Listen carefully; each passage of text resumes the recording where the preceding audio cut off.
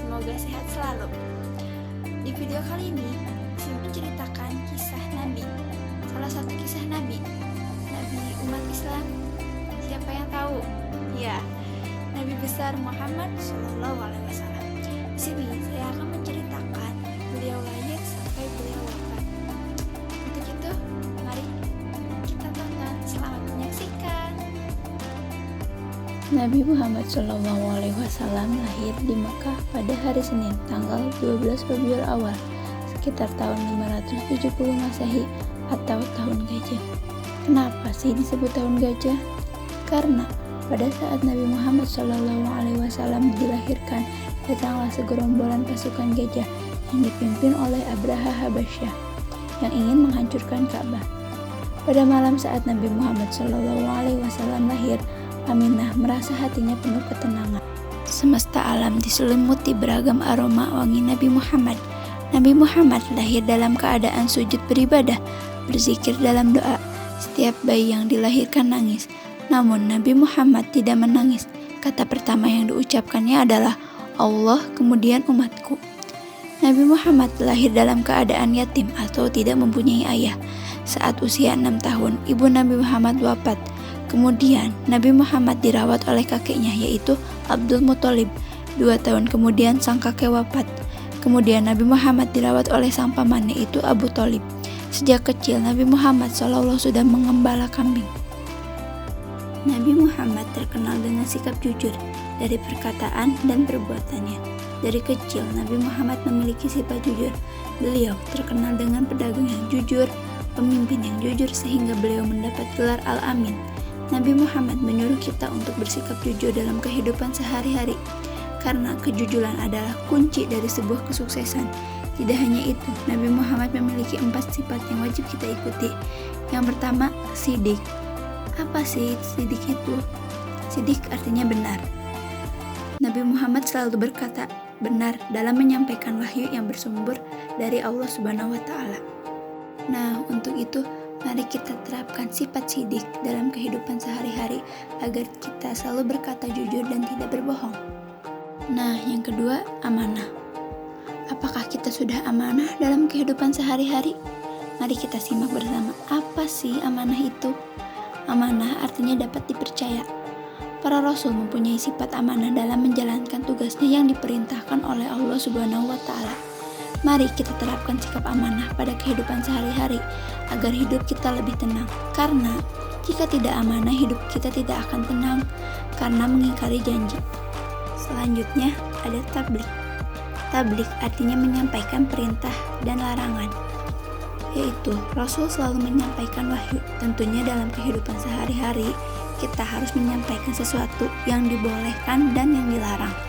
Dari Abdullah bin Amir radhiyallahu ta'ala anhu bahwa Nabi SAW bersabda yang artinya, sampaikanlah dariku walau hanya 1 ayat.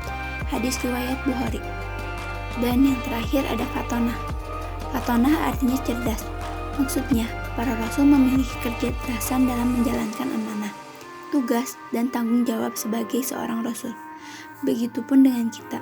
Kita harus melakukan sesuatu dengan kecerdasan, sehingga apa yang direncanakan berjalan dengan lancar dan baik. Selanjutnya, ada diutusnya Nabi Muhammad sebagai Rasul. Nabi Muhammad diangkat menjadi Rasul pada usia 40 tahun, dan pada malam hari tanggal 17 Ramadan, diriwayatkan malaikat Jibril datang dan membacakan surat pertama dari Al-Quran, yaitu surat Al-Alaq, yang disampaikan kepada Nabi Muhammad.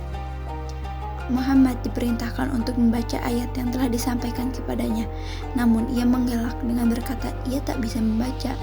Jibril mengulangi 3 kali meminta agar Muhammad membaca, tapi jawabannya tetap sama. Lalu Jibril berkata, Iqra bismi rabbikal ladzi khalaq, yang artinya bacalah dengan menyebut nama Tuhanmu yang menciptakan. Khalaqal insana min 'alaq, yang artinya Dia telah menciptakan manusia dari segumpal darah. Iqra wa rabbukal akram, yang artinya bacalah dan Tuhanmu lah yang maha mulia. Alladzi 'allama bil qalam, yang mengajar manusia dengan pena. 'Allamal insana ma lam ya'lam, yang artinya Dia mengerjakan manusia apa yang tidak diketahuinya. Nabi Muhammad memiliki banyak mukjizat. Apakah kalian tahu mukjizat? Apa sih mukjizat itu? Mukjizat adalah perkara di luar kebiasaan yang dilakukan oleh Allah melalui para nabi dan rasul untuk membuktikan kebenaran kenabian dan keabsahan risalahnya. Nabi Muhammad SAW mempunyai banyak mukjizat. Yang pertama ada Al-Quran. Al-Quran merupakan mukjizat terbesar Nabi Muhammad. Al-Quran adalah kitab suci umat Islam, dan juga Al-Quran merupakan pedoman untuk setiap umat Islam. Yang kedua ada peristiwa Isra dan Mi'raj. Terjadi pada 27 Rajab. Peristiwa Isra dan Mi'raj, perjalanan agung Nabi Muhammad SAW ke langit 7 dan mendapat perintah dari Allah Subhanahu wa Ta'ala untuk melakukan sholat 5 waktu.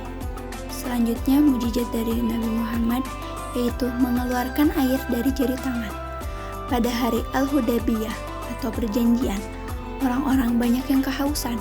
Usai berwudu, mereka berbondong-bondong menuju Muhammad dan mengatakan bahwa mereka tidak punya air untuk wudu atau minum, kecuali sepanci air kecil yang tidak cukup untuk semuanya.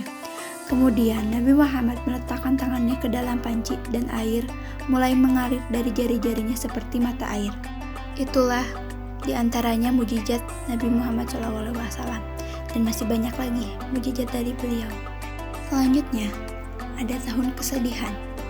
Tahun kesedihan atau sering disebut Amul Huzni, yang menyebabkan Nabi Muhammad mengalami kesedihan karena istri pertama Rasulullah SAW wafat, yaitu Siti Khadijah. Siti Khadijah telah dinikahi selama 25 tahun. Beliau meninggal berusia 65 tahun pada 619 Masehi. Tidak hanya itu, wafatnya paman Nabi Muhammad yaitu Abu Thalib membuat Nabi Muhammad sedih karena beliau merupakan salah satu paman Nabi dari pihaknya. Karena paman lainnya tidak berpihak kepada Nabi Muhammad seperti Abu Jahal dan Abu Lahab. Selanjutnya, wafatnya Nabi Muhammad. Pada pagi hari, Nabi Muhammad menyampaikan khutbah terakhir yang berisi mengajak umatnya agar taat Allah Subhanahu wa Ta'ala dan bertakwa kepada Allah, dan mewasiatkan 2 perkara yaitu Al-Quran dan Sunnahnya.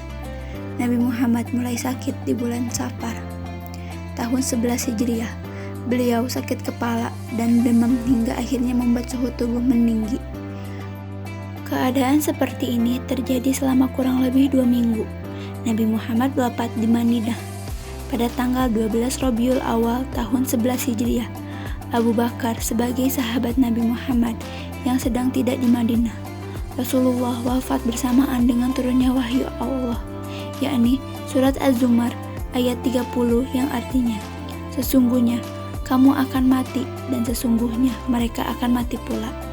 Pada saat akhir sakaratul maut, Nabi Muhammad menyebut ummati, ummati, ummati. Nabi Muhammad wafat di usia pada 63 tahun. Untuk itu, mari kita ambil kesimpulan dari cerita Nabi Muhammad. Nabi Muhammad SAW terlahir dalam keadaan yatim atau tidak mempunyai ayah. Ketika Nabi Muhammad dilahirkan, kata yang pertama diucapkan bukan menangis, tetapi Allah dan umatku. Ketika umur 6 tahun, ibunya wafat dan Nabi Muhammad tinggal bersama pamannya, yaitu Abu Thalib.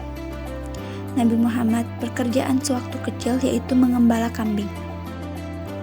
Nabi Muhammad diberi gelar Al-Amin karena mempunyai sikap yang jujur. Pada usia 40 tahun, Nabi Muhammad diangkat menjadi Rasul.